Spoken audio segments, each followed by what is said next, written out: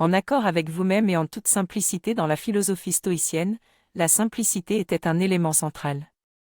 L'empereur romain Marc Aurèle appréciait particulièrement ce concept. Il utilisait pour cela le mot grec aplote, que le Nouveau Testament mentionne fréquemment.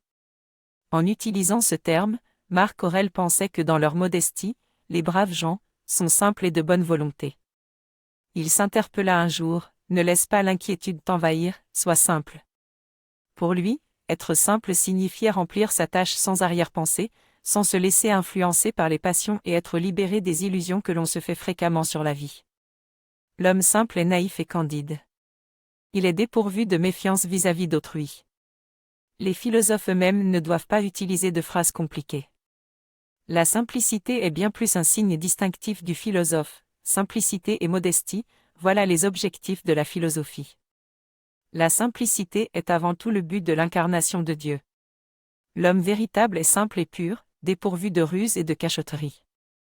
Marc Aurèle s'écriait en s'adressant à son âme, « Quand apparaîtras-tu enfin bonne, toute simple, en accord avec toi, même et plus transparente, plus dénudée que ce corps qui t'enveloppe. » Pour Marc Aurèle, la simplicité était l'un des biens les plus élevés, auxquels il aspira durant sa vie. L'homme qui est pleinement en accord avec la nature et qui s'est libéré des passions est simple. L'homme simple se borne à vivre, et il vit dans la simplicité. Il vit en accord complet avec le plus profond de lui-même et avec Dieu. Il est droit et confiant, limpide et clair.